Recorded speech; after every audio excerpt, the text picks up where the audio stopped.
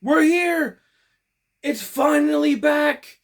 Daredevil Born Again Season 2, Episode 1 has arrived! And my God, was it boring! Yeah, it's gonna be one of those. Welcome to another video on the channel, everybody. And in case you guys are not familiar and haven't seen my previous Daredevil Born Again Season 1 reviews, please do. I had a lot of fun recording those. Little, backstory. Me, big Daredevil fan.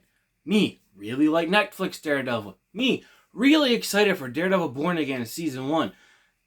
Me, watch Daredevil Born Again Season 1. Me, sad.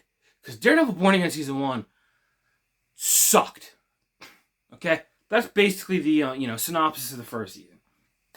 Now, before we go any further, I'm going to ask you guys to please leave a like, comment, and consider subscribing if you are so inclined. I want to get that out of the way now because I got a lot to say about this one. Ironically, a lot happened in this episode, but it was still mind-numbingly boring. Now, basically, the premise of this episode, what is it? I'm so glad you asked. I don't know. I've watched the episode. That's how dull and boring this is. Basically, from what I can remember, starts off, we see Daredevil on a boat beating up a bunch of dudes for some reason. Some context would be nice. But they decide, oh no, we've been boarded. We have to press this magic, oh crap, we gotta sink the ship button. Well, that's convenient. So then the two guys who get off the boat, the pilot or whatever, kind of the through line for this episode is they're trying to, escape and not get caught. Well, one of them does get caught by the anti-vigilante task force, and the main head guy from season 1, he's back, that I really don't like, and I really hope he gets killed. He's, beating on him and, being, I'm a, nasty guy who doesn't care about people's, whatever, and I'm just gonna, misuse my power that I've been given by the Kingpin, because that's a thing. We're still under martial law because, again, sure, mayors can do that, which I am glad. I'll give them points for this. They did actually acknowledge. They had some higher up, I can't remember from what branch, because again, I was kind of tuning out because the episode was really boring, I didn't care. Comes down, like, hey, you kind of, gave yourself these, executive powers and martial law and all this. You can't really do that. But at the same time, Fisk, I guess, contacted some friend of his in some, shady government side, because, of course, he has friends like that, because he's the Kingpin. He's played by Matthew Lillard. Oh my God, is he annoying? I want him to die. Very quickly, because I don't want to deal with him anymore. The way he portrays this character, I don't know if it's on him or if it's on the writers, the directors for making it that way. He just feels like Shaggy, who just happens to have grown up a little bit more. He plays Shaggy. He's just an annoying dumbass half the time. So that I couldn't stand. While this is going on, apparently Matt and Karen are back together and shacking up again. Would have been nice to see when that happened. They kind of hint at it at the season finale, but it's not, confirmed or anything. But it's like, oh, nope, here we are. Same thing with this costume. It's now all black, and it has the red Daredevil logo. Finally, only took them, 11 years? Something like that? 15? Something like that? I can't remember. But we have no explanation of that. It's just, hey, he has this suit now. And it takes maybe third of the episode for us to finally figure out why he was on that ship fighting those guys. Like 10 minutes or so in, something like that. And I was like, oh, Fisk has been running guns, illegally smuggling them into his associates using this freighter. Oh, that would have been cool to know, so I knew why he was fighting guys in the beginning. Which, and I'm going to bring this up probably more later, the fight scenes in this episode, not so good. But apparently it's the same choreographer from the Netflix show. What happened? Anyway, the show ends. Well, I'm skipping ahead a little bit.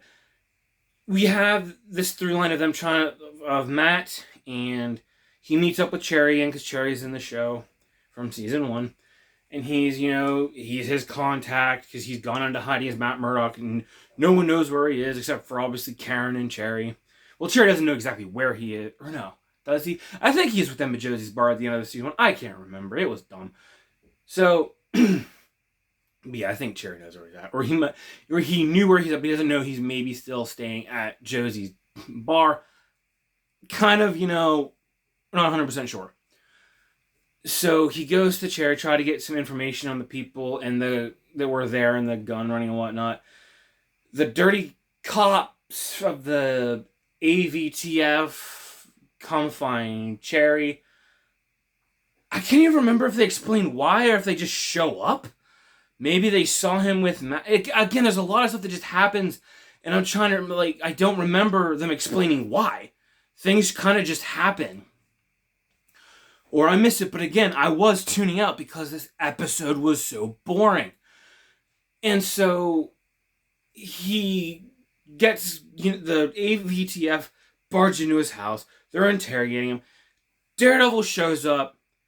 And he hears, because of his, heightened senses, he starts to hear, Cherry's having issues with his heart. He might be having an arrhythmia or a heart attack, some kind of thing there. And so he's hearing this while he's fighting. Keep in mind, this is Daredevil, a guy who was trained to fight by a ninja to fight other ninjas. Is fighting, essentially, I don't know, FBI, CIA level guys, maybe higher, something around there. Basically, he shouldn't have an issue with these guys. But because he hears Cherry's heart, he's, going all crazy. He kind of pauses long enough for the cops to get the jump on him. They get on top of him and take off his mask. And the whole time I'm watching this, I'm going, oh, they'll find out his identity. Well, they're all going to die very fast. And they're like, oh, holy crap, it's Matt Murdock.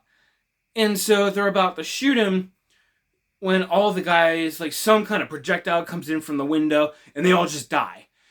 And then they see, there's this butterfly, pocket knife, butterfly, some kind of knife, bounces bounces off a couple things, and it lands upright with a note that says, "You're welcome," with a bullseye on it. So, it was Bullseye that saved him. That's where the episode ends. That's the important stuff of the episode. And had it just been that, would have been okay. I would have been fine with it. The problem comes with all these stupid side characters that I don't care about. We have a bit with Matt's partner, Kirsten McDuffie from season 1, who I totally forgot even existed because she was that nothing of a character in the first season. And she's more that nothing of this one. She's basically, all she does is tell... He's from the DA's office. He comes down. He's trying to get her to come back with them. And he basically she tells him off. That's basically all she does. She talks with Cherry for a little bit and says, "Oh, I miss Matt. I don't know where he's at." Cool. Could have done without that. Let me see. Oh, BB.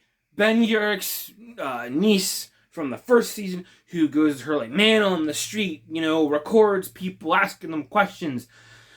That's back. And the acting in those... I'll put it to you this way. The acting in this show, for the most part, aside from Charlie Cox's Matt Murdock Daredevil, Vincent D'Onofrio's Wilson Fisk the Kingpin, I would say... Her name escapes me, but the actress who plays Vanessa Fisk, if she would have been written right, I would have liked her. She did a good job of portraying the character in this show that made me not like her. So I guess props for that. Ayelet Zur, that's her name. So I'm kind of in on her. Deborah Ann Wallace, Karen Page. Aside from those four, and I guess Sherry, I like the guy who plays Sherry. He's kind of cool. I don't care about any of these people. And their acting sucks. The chick who plays BB. The actress who plays Kirsten. What's his name? Daniel, I think. The chubby, annoying, incel dude from season 1 who Fisk, for whatever reason, gave him a spot on his staff because you probably could manipulate him, I guess. He's annoying. Don't want to see him anymore. But we keep seeing it, so that's great. Love that. And then, who's the other? Oh! Heather Glenn, Matt's ex, who I liked at first, but then by the end of the season, didn't like her. She's working with Kingpin.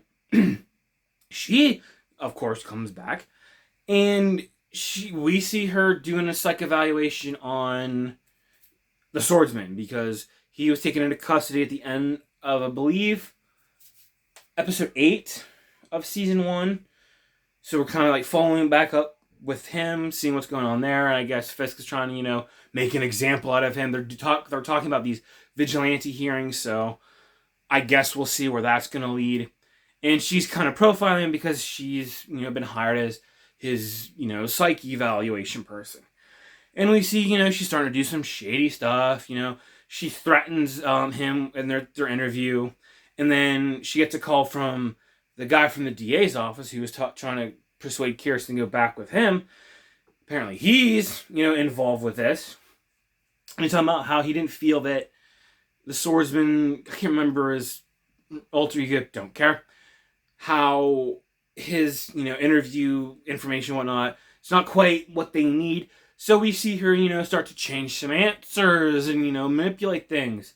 All the while, she's having flashes or visions, you could say, of Muse. Okay. Thanks for reminding us how you butchered one of the coolest Marvel villains of the last 5 or so years, wherever he first appeared. Can't remember. Awesome character. Completely crapped on him in the first season. But we're going to move on for that because that'd be turned into another tirade. But I'm assuming, because I did randomly find this out from some other people that I watch and whatnot, that apparently, I believe it was around last year, give or take, within the last year or so, we'll say, apparently there is a female version of Muse who appeared while Elektra was taking up the mantle of Daredevil in the comics. I'm wondering if maybe that's where they're going with Heather, or she's maybe going to, turn, she's going to be a villain, and she's going to be maybe female Muse. Or another popular thing is she could be Typhoid Mary. God, I hope not. Leave characters alone. Don't ruin them. Okay? Please? Thanks. So, a lot of this episode is just talking. That's why it's so boring. And I don't necessarily have an issue with an episode that's just dialogue or just, what exposition, for example. If it's A, done well, B, interesting, well-written dialogue. This is just very basic, surface level, run-of-the-mill dialogue. There's nothing, to hook you in. There's nothing interesting about it. And a lot of there's just like F-bombs here and there, and they just feel kind of out of place. Like just force them in there because, hey, we can be edgy. Whereas, obviously people talk like that in real life, but some of them feel forced. You don't always need to throw them in there. So and like I just explained, kind of a good bit happens there, but a lot of it's just boring. And just the way it's kind of set up, I had heard from a lot of people before I watched it. As you guys know, I try to avoid spoilers or hear other people's takes on it. The only thing I did hear was that the episode was boring. So I was like, okay, all right, Disney Plus show. Wasn't really thrilled with the first season, so let's see. Well, I sat down to watch it, and like I said, the episode starts off with Daredevil fighting on the freighter. And I thought, everyone's saying this is boring. That means either one of two things. Either this is the only action scene we're going to get throughout the episode, it's just going to be talking, or this is the first action scene we're going to get, and the only other one is going to be at the end of the episode. And, of course, as I explained prior, the latter was correct. And another thing, as I mentioned earlier with the fight choreography, Daredevil, his fighting feels really sloppy. Like, what are you doing, my guy? It's just bad. I mean, he's just fighting thugs, goons, like, whatever you want to call them. They're not people that should give him a challenge, and yet he's kind of just, being very aggressive, almost as if they're too young for him and he's too old or something. And then, like I said, at the end of the episode, when he barges in to save Jerry, guys he easily could take out in a few seconds, he stops, pauses, and they get the jump on him. So, I can't say I hated the episode. Did I like it? No. I'm kind of very just... Oh, and one more thing, forgot to mention, because again, boring episode. There's a scene with Fisk, Vanessa, and Matthew Lillard's character, whose name is Mr. Charles, and they're talking about Fisk's gun running operation. And they're at the table, and it's so frustrating because you have Vanessa at the head of the table, Wilson and Mr. Charles opposite each other. Kingpin should be at the head of the table, in charge of everything. But no, we have to continue to cuck him as much as we can. In the whole scene, he's motioning to Vanessa and looking like for assurance from Vanessa. I'm like, dude, you are the Kingpin. Go back and compare this to season 1 of Daredevil. Polar opposite character. That guy took someone's head off of the car door for embarrassing him in front of this woman. Now, he's basically cowtailing to the woman who cheated on him last season. Make it make sense. So yeah, Daredevil Born Again, season 2, episode 1. It exists. I know I sound very, very negative on it, but I mean, I don't know, maybe I don't like it more than I do, but I don't know if that's just my bias because of how much I love the Netflix show, or if it just genuinely is that bad. I don't know. I'm feeling very emotional right now. But those are my thoughts on it. Again, if you guys liked the video, please give it a thumbs up, leave a comment, subscribe. I greatly appreciate it. I very much enjoy doing these videos. Always have a lot of fun doing it because I love this stuff. I love talking about it. And it's just a way for me to get the things in my head out. So yes, as always, I appreciate you guys for watching. I will be back probably sometime in the next week for the next episode. I believe this week we're getting a double episode. We're getting episodes 2 and 3 together, which almost forgot this. Apparently we're doing the same thing as season 1, where it's, the first 2 episodes are kind of slow, but once you hit season 3, it really takes off, and that's the good stuff. And it's like, you fooled me with season 1. You will not fool me again. I ain't falling for it. I coped very hard for the first 4 or 5 episodes of season 1. And 2, I'll give credit to 2. I liked episode 6. Episode 6 was a banger, and the rest of it was trash. 1 good episode or 9 episode season, not a good track record. Not off to a very good start with this one. So next review will probably be a little bit longer. Maybe they could just be more boring crap. I don't know. But anyway, I will stop here because I'm just going to start ranting more again. And I don't want to take up any more of you guys' time. But again, thanks you guys for watching. I will catch you guys in the next one. Peace and love, everybody. I will see you later.